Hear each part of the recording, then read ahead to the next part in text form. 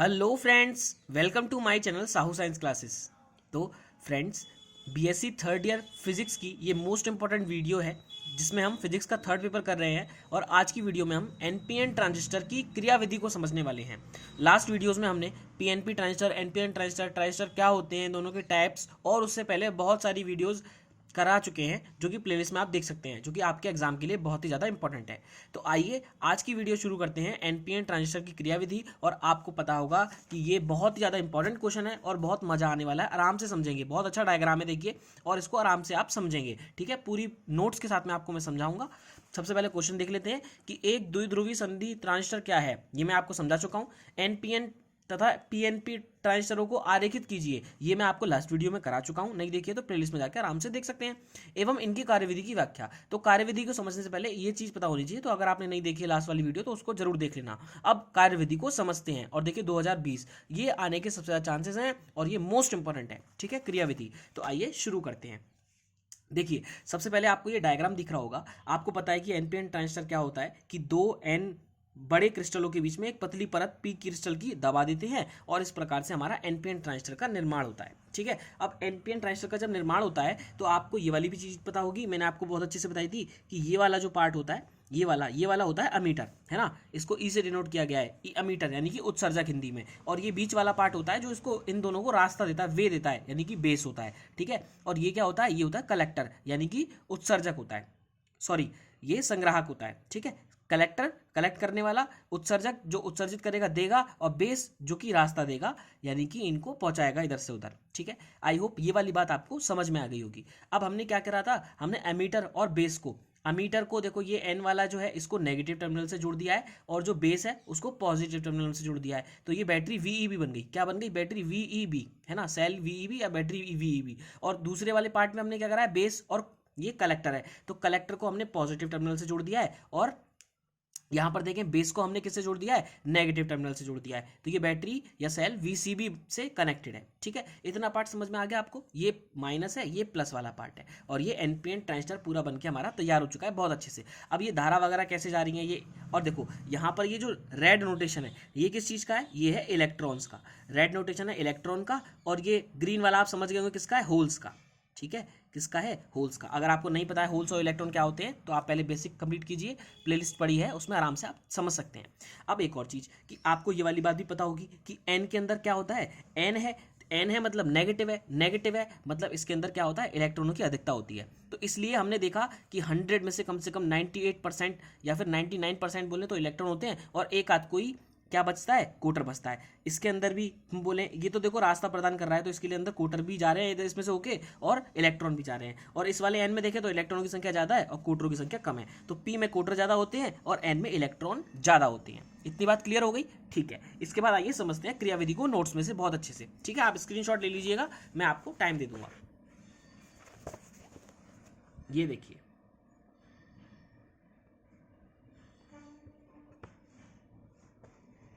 देखिए NPN transistor की क्रियाविधि, है ना। अब इस क्रियाविधि को समझने के लिए जो मैंने आपको डायग्राम बनाया है उसको देखेंगे, है ना। जो आप डायग्राम बनाया है उसको देखेंगे और इसको समझेंगे। देखिए, जैसे ही कुंजी के को दबाया जाता है, अमीटर से इलेक्ट्रॉन कलेक्टर की ओर गति करना प्रारंभ कर देते हैं। तो जैसे ही कुंजी के को दबाया, तो यहाँ पर देखिए जैसे ही हम इस कुंजी के को दबाएंगे यानी कि इन दोनों को टच करा देंगे, जब इन दोनों को टच करा देंगे तो क्या होगा कि एमीटर से जो इलेक्ट्रॉन्स होंगे वो कलेक्टर की ओर प्रवेश करना स्टार्ट कर देंगे, कलेक्टर की ओर भागना स्टार्ट कर देंगे। क्यों? क्योंकि जैसे ही हम कुंजी दबाएंगे तो यहाँ से प्लस से करंट स्टार्ट होगा, प्लस से माइनस की ओर ऐसे करके करंट जाएगा। तो यहाँ तो क्या है, माइनस चार्ज है, और यहाँ क्या है, यहाँ क्या हो जाएगा, पॉजिटिव हो जाएगा। इसके कंपैरिजन में देखें तो जब ये पॉजिटिव हो जाएगा ये नेगेटिव हो जाएगा। एन के अंदर क्या है, इलेक्ट्रॉन है। तो एक बात सोचिएगा, एन पे कैसा चार्ज होता है, नेगेटिव, और ये वाला चार्ज कैसा आ रहा है, नेगेटिव। तो जब नेगेटिव नेगेटिव से नेगेटिव नेगेटिव के पास जाएगा तो ये क्या करेगा, रिपल्शन होगा, मतलब ये इधर की तरफ भागेंगे, इधर की तरफ, क्योंकि नेगेटिव दे रहे हैं तो ये इधर की तरफ भागेंगे। आगे मेरी बात समझ में? ठीक है, इसके बाद देखो इलेक्ट्रॉन कलेक्टर की ओर गति करना प्रारंभ कर देते हैं और लगभग 98% इलेक्ट्रॉन बेस को पार करके कलेक्टर में पहुंच जाती हैं। और लगभग यहाँ पर अगर टोटल कितने भी हजारों इलेक्ट्रॉन हैं उसमें से 98% इलेक्ट्रॉन कहाँ पहुंच जाते हैं, वो इस बेस को पार करके कहाँ चले जाते हैं, कलेक्टर में चले जाते हैं। बेस को पार करके ये रास्ते में भी रुकावट पैदा करेगा, लेकिन ध्यान से समझिएगा कि ये यहाँ से जो इलेक्ट्रॉन थे, क्योंकि यहाँ से इनको क्या मिल रहा था, प्रतिकर्षण मिल रहा था, तो ये जो इलेक्ट्रॉन थे वो कलेक्टर की ओर चले जाते हैं, कितने 98%, है ना। इसके बाद देखिए, जबकि 2% बेस में उपस्थित कोटरों से संयोग कर लेते हैं, जबकि 2% बेस में उपस्थित, अब बेस है और पी है, और पी में क्या है, पी में कोटर होते हैं, तो इलेक्ट्रॉन जा रहे होंगे, तो 98% तो यहाँ चले गए कलेक्टर में, लेकिन जो यहाँ पर 2% इलेक्ट्रॉन बचे, वो 2% इलेक्ट्रॉन ये जो खाली जगह है ना, जिसको होल्स बोलते हैं, कोटर बोलते हैं, उनके साथ संयोग कर लेते हैं। मतलब ये रहा कोटर और यहाँ से आया इलेक्ट्रॉन, तो जब ये मिलेगा इसके साथ तो ये इसको भर देगा और संयोग कर लेगा। आ गई बात समझ में। तो जबकि 2% बेस में उपस्थित कोटरों से संयोग कर लेते हैं, जैसे ही कोई इलेक्ट्रॉन कोटर से संयोग करता है उसका अस्तित्व समाप्त हो जाता है। अभी मैंने बताया, जैसे ही कोई इलेक्ट्रॉन कोटर से क्या करेगा, संयोग कर लेगा, तो उसका अस्तित्व समाप्त हो जाएगा। क्या हो जाएगा, तो उसका अस्तित्व समाप्त हो जाएगा। तो इलेक्ट्रॉन कोटर से मिलते ही उसका अस्तित्व समाप्त कर देता है, मतलब पॉजिटिव और नेगेटिव मिल गए तो वो न्यूट्रल कर देते हैं, उदासीन कर देते हैं उसको, ठीक है। तो इलेक्ट्रॉन कोटर से संयोग करता है और इसका अस्तित्व समाप्त हो जाता है। इसी क्षण बेस में एक सहसंयोजक बंध टूटता है, जिससे उत्पन्न कोटर पुनः एमीटर की ओर गति करना प्रारंभ कर देते हैं। देखो, इस क्षण, अब देखो कंडीशन दिया है कि इसी क्षण जैसे ही इलेक्ट्रॉन कोटर से संयोग करता है, यहाँ का कोई इलेक्ट्रॉन गया, यहाँ का ये इलेक्ट्रॉन इस कोटर में समा गया, मान लिया है ना, इस कोटर में मिल गया, उसी क्षण उसी समय क्या होता है कि बेस में एक सहसंयोजक बंध टूटता है, जिससे उत्पन्न कोटर पुनः एमीटर की ओर गति करना प्रारंभ कर देते हैं। तो जैसे ही ये इससे मिला, तुरंत क्या होगा, यहाँ पर भाई, यहाँ पर अवच्छय परत बनी होगी, एन और पी है तो अवच्छय परत भी बनी होगी, तो अवच्छय परत बनी होगी तो यहाँ पर कोटर और इलेक्ट्रॉन भी मिलकर बैठे हुए होंगे, और जो 98% इलेक्ट्रॉन ऐसे करके इधर की तरफ गति करते हुए जा रहे थे, है ना। देखो 98% यहाँ से इलेक्ट्रॉन थे, वो भीड़ भाड़ पूरी जारी होगी, तो यहाँ पर जो अवच्छय परत के अंदर, यहाँ पर अवच्छय परत भी तो होगी, तो अवच्छय परत के अंदर जो इलेक्ट्रॉन और कोटर पहले से संयोग करके बैठे हुए थे, उसमें से क्या होगा कि एक कोटर और एक इलेक्ट्रॉन अलग अलग हो जाएंगे, क्योंकि इलेक्ट्रॉन जा रहे होंगे टक्कर लग मारते हुए, तो इलेक्ट्रॉनों को वो टक्कर दे देंगे, तो इलेक्ट्रॉन जो कोटर में बैठा हुआ था पहले से, तो उसको वो निकाल देंगे, और कोटर जो होगा वो इधर की तरफ गति करना प्रारंभ कर देंगे, क्योंकि कोटर पॉजिटिव होता है तो वो नेगेटिव की तरफ, देखो ये कोटर है तो ये इधर की तरफ गति कर रहा है, क्यों, क्योंकि ये नेगेटिव की तरफ अट्रैक्ट होगा, क्योंकि ये कैसा होता है, पॉजिटिव होता है। आई मेरी बात समझ में। तो उसी क्षण क्या होता है कि यहाँ पर एक सहसंयोजक बंध टूटता है और कोटर इधर गति करना प्रारंभ कर देते हैं एमीटर की ओर। बेस में एक सहसंयोजक बंध टूटता है, जिससे उत्पन्न कोटर पुनः एमीटर की ओर गति करना प्रारंभ कर देते हैं, जबकि इलेक्ट्रॉन बेस टर्मिनल से निकलकर बैटरी VEB से होते हुए पुनः एमीटर टर्मिनल में प्रवेश कर जाता है। जबकि कंडीशन देखना, जबकि हुआ क्या कि ये वाला, देखो ध्यान से, यहाँ पर ये वाला जो इलेक्ट्रॉन है, ये वाला जो इलेक्ट्रॉन अभी सहसंयोजक में टूटा था, तो कोटर तो इधर चले गए एमीटर की तरफ, ये कोटर तो इधर आ गया एमीटर की तरफ गति करना प्रारंभ कर दिया, और ये वाला जो इलेक्ट्रॉन टूटा, ये क्या हुआ, ये इलेक्ट्रॉन, क्योंकि यहाँ पर प्लस चार्ज है और ये टूटा यहाँ पर इस बेस के अंदर ही टूटा है, तो इसके अंदर गति तो थी नहीं, तो जैसे ही ये टूटा तो ये कहाँ चला गया, इसके अंदर, इधर से इसने इलेक्ट्रॉन ने इधर गति करना प्रारंभ कर दिया। और आपको पता है कि इलेक्ट्रॉन अगर इधर गति करेगा तो धारा की दिशा इधर होगी, उसके अपोजिट होती है, तो इलेक्ट्रॉन इधर गति करता है, और VEB टर्मिनल, ये VEB टर्मिनल है हमारा, इस VEB टर्मिनल से होता हुआ फिर यहाँ चला जाता है, और फिर यहाँ पे इलेक्ट्रॉन दोबारा से आता है। तो इस प्रकार हो क्या रहा है, इस प्रकार इलेक्ट्रॉनों की कमी जो हो रही है वो खत्म हो रही है, मतलब कमी जो थी वो नहीं रह रही है, अब इलेक्ट्रॉन बढ़ते जा रहे हैं। इलेक्ट्रॉन कैसे बढ़ते जाएंगे, देखो 98% इलेक्ट्रॉन इधर पहुंचते जा रहे हैं, और फिर 2%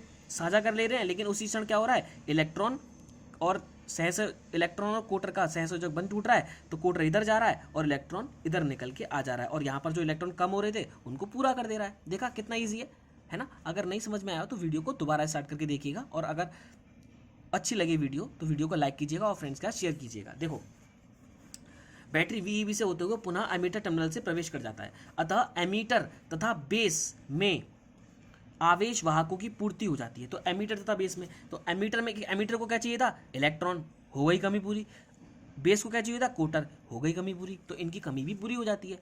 अब अतः बेस एमीटर परिपथ में धारा प्रवाहित होती है, तो बेस एमीटर परिपथ, ये जो हमारा बेस एमीटर परिपथ है VEB वाला, ये VEB वाला बेस एमीटर परिपथ है, सिर्फ बेस और एमीटर, इसमें करंट फ्लो हो जाता है, तो इसमें करंट फ्लो हो गया, देखो इस तरीके से करंट फ्लो हो रहा है, I भी इधर जा रही है और I इधर आ रही है, जो उत्सर्जक से आ रही है वो I बोल दी, और इधर जा रही है बेस की तरफ वो I भी बोल दी, ठीक है। तो ऐसे करंट प्रवाहित हो गया। अब देखो, अब बात करते हैं जो पार कर गए, जो 98% पार कर गए, उनका क्या हुआ। तो जो इलेक्ट्रॉन,